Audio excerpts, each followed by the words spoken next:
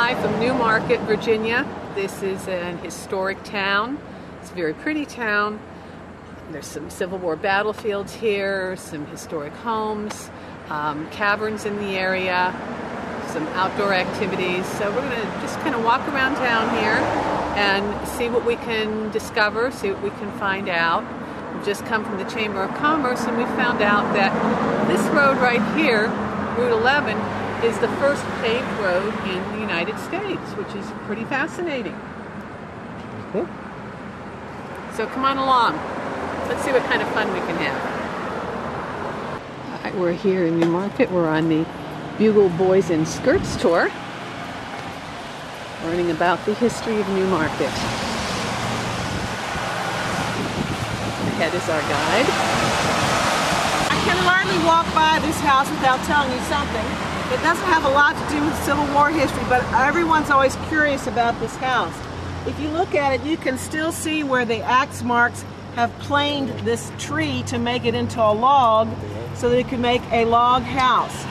Now, a lot of people who are in their 80s and 90s here in town will tell you that they have never seen this house look like this.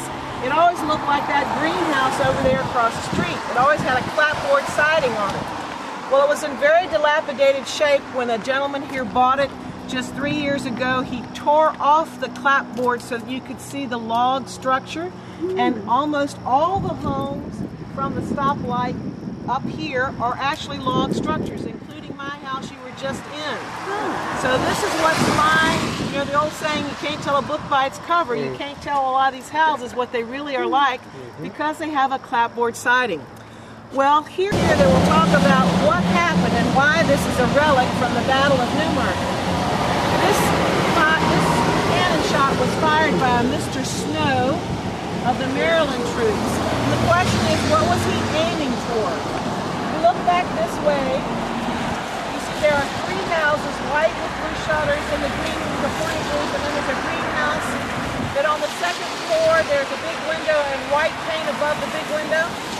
Well, just last summer, they repaired where that white paint is. They repaired that because they took out the cannon shot that got stuck there in the Battle of Newmarket. And what was that cannon shot about to fire upon? There was a man on the flat part of the roof with a flag. In the Civil War, commands from Reformation Lutheran Church. It was built in the 1950s.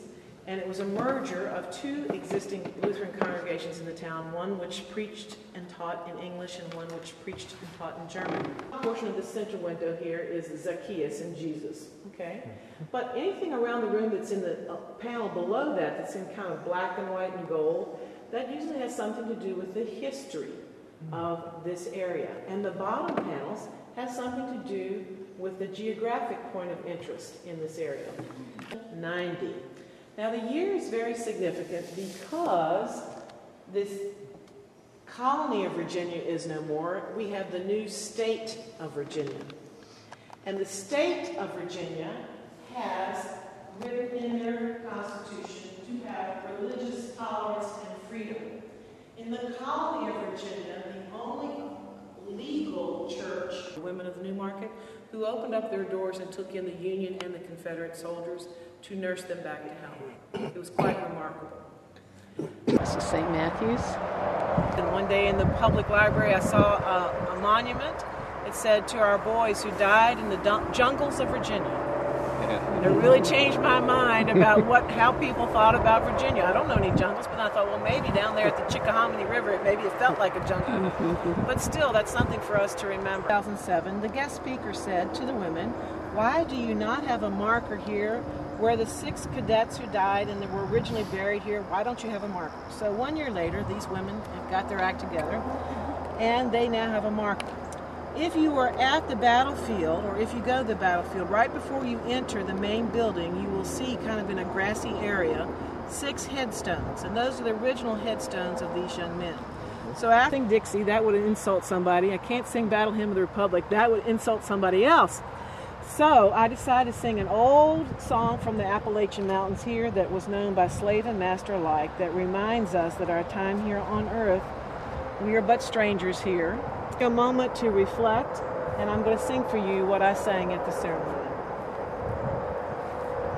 I am a poor wayfaring stranger, traveling through this world of woe. But there's no sickness, toil, or danger. So they took the stars out of their crowns and threw it into the river so that it would always shine. And hence it has been known as Shenandoah, daughter of the stars. He, of course, is quite startled. And about the same time, John Cook comes running into the room, and he will subdue the other three men, and he will tie them up. And they will be there several hours before Eliza Brenner can bring back some men to take care of them. These 4 renegade Union soldiers will be arrested and court-martialed. It looks sort of like this. Now, why would a woman have been on a mounting block? A woman to have showed her ankles purposely would have been very risque indeed. If you wanted to say something gossipy about a woman, particularly a young woman, you said she lifted her skirts for him. That could be for Robert or Peter, whomever. Talk to you about the fact what she did on the eve of the battle, but you didn't hear that she was a school teacher here in town. She was a lady from Scotland. She was an abolitionist. She taught African American children when it was against the law in the state of Virginia to do so. Mm-hmm. She had been the principal of the girls' school here in Newmarket prior to the war. The first year of the war, someone came and put a Confederate flag on the front of her school. She tore it down and burned it publicly for the entire town to see. She was quite rebellious. Yard setup is very unusual here in the valley. It's something the Hinkles brought back with them from Germany. The only other one I know like this is another Hinkle house. So these bricks, all these bricks were made here in Newmarket just last year. If you look at that old brick over there where it's disintegrating, the owner here had someone chisel out these bricks, flip them around. So what you're seeing is the inside of the brick was to the inside of the building was there in 1802, and it's now outside of the building. It is, yeah. Here, the old apothecary on the second floor, the man who took care of the horses lived. On the inside, you can see there's some bottles in the window. The doctors here were very successful in making their particular drugs for various ailments. Dr. Hinkle was consulted.